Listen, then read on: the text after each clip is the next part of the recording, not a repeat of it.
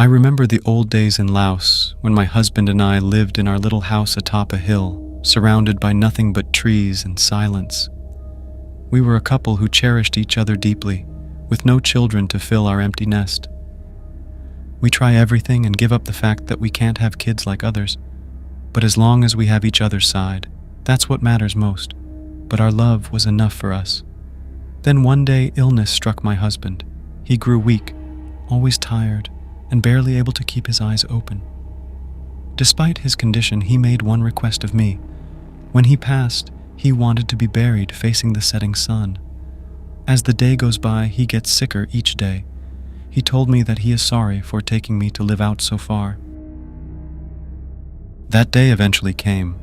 I watched as he slipped away from me and died in my arms, leaving behind only memories and his final wish. With a heavy heart, I carried out his request, laying him to rest on the hilltop, his face turned toward the golden horizon. I'm a small woman, so it took me hours to dig a big enough grave to fit my husband. While digging the grave, I kept on looking at my husband's body, and it seemed like he was turning his head to look at me, but when I turned to take a look, he quickly turned away from me. It gives me chills, so I dig faster and faster as it starts to get dark. I push his body in, say goodbye, and quickly rush back to the safety of the house. That night, as I lay in bed, tears streaming down my cheeks, the dogs outside began to bark furiously. Their frantic howls pierced the silence of the night, filling me with a sense of dread. Unable to ignore their warning, I crept to the window and peered outside. What I saw chilled me to the bone. There, walking down the familiar path to our house, was my husband. But he was not alive. His body shuffled forward, a grotesque mockery of the man I loved, his eyes empty and lifeless. I can see that his face is already rotten, and blood is coming out of his mouth. He reached the door and called out to me in a voice that sent shivers down my spine. "My wife, open the door. It's cold out here and I want to come inside. Open the door." But I knew better. With trembling hands, I whispered my reply. "Husband, you are dead. You must go back to where you belong. I am alone now, and I cannot let you in. Please do not come to haunt me. I did as you asked."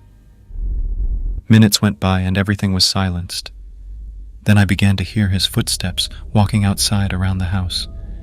He began to cry and beg for me to open up. His voice now sounds different and more scary. I cover myself in my blanket, shaking and praying for my grandma to watch over me. I stay up, and when the morning came, terrified, I ran out so fast to the safety of my relatives' home nearby, kicked the door open and cried to them. My family and cousins walked me back to my house, where the evidence of the night's horrors awaited us. My husband's footprints littered the ground, leading from his grave to our doorstep and back again. It was clear that he had come seeking entry, his restless spirit unwilling to accept its fate. My relatives wasted no time in urging me to leave, to abandon our home, and to seek refuge in the town below. And so, with a heavy heart, I packed my belongings and fled, leaving behind the echoes of my husband's haunting cries. As we departed, I stole one last glance back at the hill where my husband lay. And there, amidst the fading light of dawn, I saw him sitting beside his grave, his corpse illuminated by the dying embers of the sunset. With a cry of fear, I turned away, running as fast as my legs would carry me, desperate to escape the ghost of my beloved husband and the horrors that lurked within the shadows of our once peaceful home. I'm now an old grandma living in Fresno, California, and this is a story of mine from when I was young living in Laos. I have never been married again and live a peaceful life in a small apartment alone.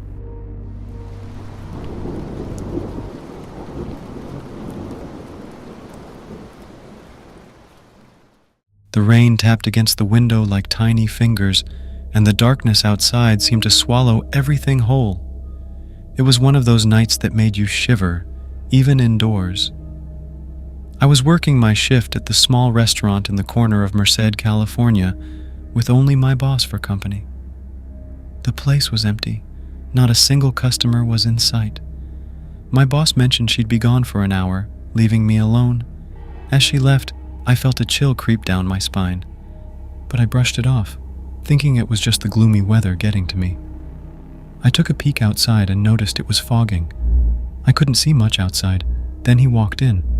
A middle-aged man was leaning on a cane, his face pale and drawn. He looked sickly, like he had one foot in the grave already. He was Hmong, like me, so I greeted him warmly and prepared to take his order. He started speaking in Hmong, and I responded in kind. Small talk at first, asking how he was doing. He replied, "I'm okay," but his eyes held a different story. As I cooked his order, he began to tell me a tale that sent shivers down my spine. He spoke of a day when he and his friends went swimming at a lake. He drowned, or so he thought, and woke up. And now everything is strange, a different world altogether. He's been walking for days now and he couldn't get back home. He had not seen a person or house for a while and he was very happy to see my store in sight. I couldn't help but feel a knot of fear tightening in my stomach. How could he be here if he had crossed over to the other side? It made no sense, and yet his words carried a weight of truth. I finish cooking his food and see that he looks very pale, like a person who has been in the water for a while. He finished his meal, paid, and left, leaving me with a sense of unease hanging in the air. As the night wore on and it was time to close up shop, my boss returned. We counted the money together, and that's when we made a terrifying discovery. Amongst the bills and coins, there were joss papers, those thin, ghostly papers burned for the dead. My heart skipped a beat as I realized what it meant. The man who had visited us wasn't just a customer, he was something entirely different. Something from beyond the grave.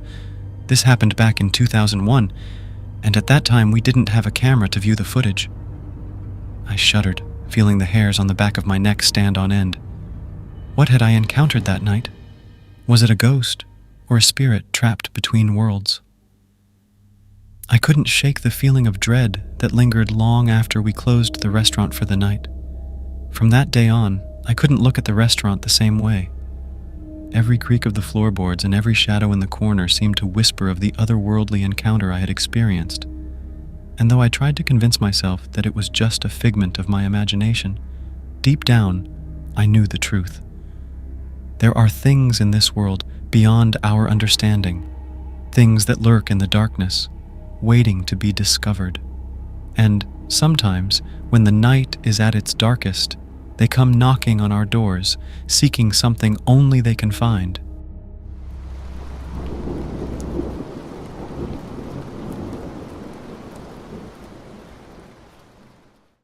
Once upon a time, back in the 1990s, there was a strange and unsettling series of events that unfolded in my family. It all started with my distant aunt, whom we'll call Aunt Rose. She was a vibrant and healthy woman, always full of life and laughter. But then, out of nowhere, she fell terribly ill. It was a shock to everyone because Aunt Rose had always been so strong and resilient. Yet there she was, lying in a hospital bed, her once lively spirit dampened by the weight of her illness. As she lay there, fighting for her life, she confided in my parents about a troubling belief she held. Aunt Rose was convinced that her illness was not just a random twist of fate, but rather the result of someone close to her wishing her harm.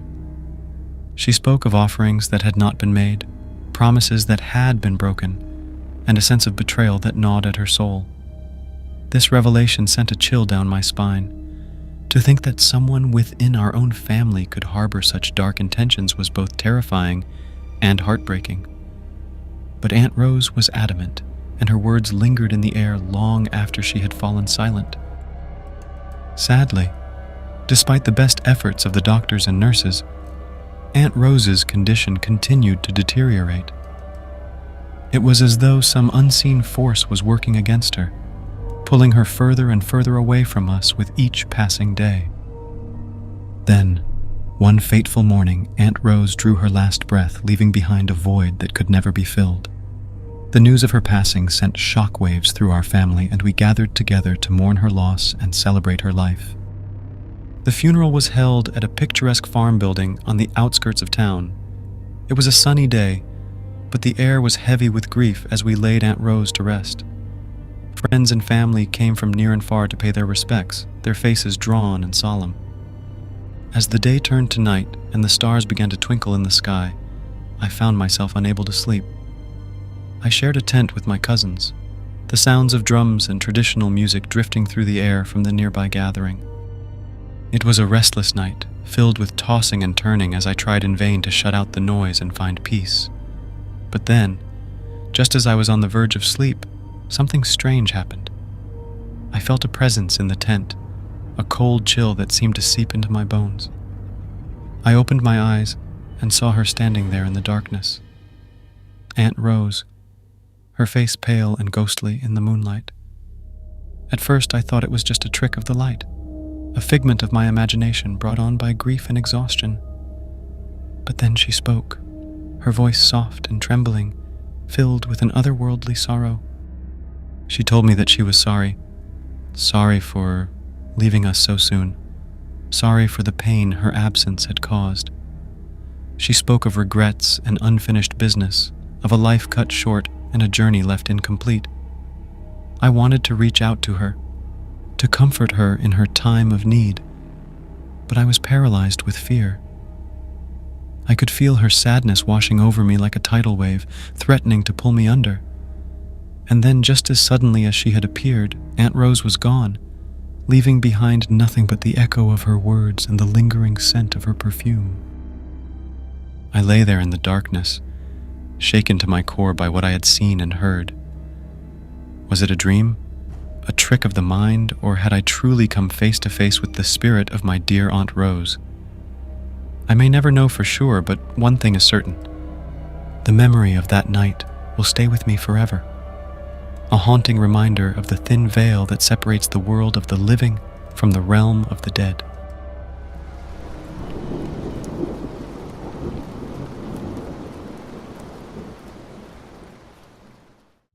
When I was 9 years old, something very odd happened at the house we were living in, which we rented in St. Paul. One evening, everybody else went out, leaving only my brother and me at home. But then, out of the blue, my grandma came to visit. She stayed with me in one of the rooms that night, and having her there made me feel a lot safer and happier. In the middle of the night, I felt something weird, like there was someone else in the room with us. I tried to ignore it and go back to sleep, but the feeling kept getting stronger, like it was getting hotter in the room. When I finally opened my eyes, I saw a girl with long black hair standing right beside me. She started doing cartwheels around the room, but the creepiest part was that she didn't make any sound at all. I was so scared that I shut my eyes tight and hid under my blanket, unable to scream or understand what was happening. After some time, I gathered up the courage to peek again, and she was still there, cartwheeling around silently. I noticed she was wearing a dress that looked familiar. With each passing moment, I got more and more scared until I couldn't take it anymore. When I looked again after a while, she had vanished without making a single sound. The next morning, I didn't say anything about what happened. I was trying to figure out if it was real or just a bad dream. Later, my mom gave me a dress, and it looked exactly like the one the girl was wearing the night before. It shocked me and made me wonder if there was something spooky about that dress. My mom said she got it from a yard sale. I couldn't shake off the feeling that something sinister came into our home with that dress. The whole day our house felt really cold, colder than usual. It sent shivers down my spine, and I couldn't stop thinking about that eerie night. Weeks later, I never wore that dress and was scared to wear it. This one time, coming home late with my parents from Walmart, I got out of the car, and to my horror, I saw a little girl doing a cartwheel on top of the roof of the house. I ran so hard inside the house, I decided to throw away the dress, and after I threw it away, things started feeling normal again. But I couldn't forget the fear I felt that night. From that day on, I was always wary of bringing anything strange into our house. I realized that sometimes things might look harmless, like a pretty dress from a yard sale, but they could bring something sinister with them. It was a lesson I learned the hard way. and it made me extra cautious about the things we bring into our home. I never told my family about any of these events, so I thought this was a good place to let my story out.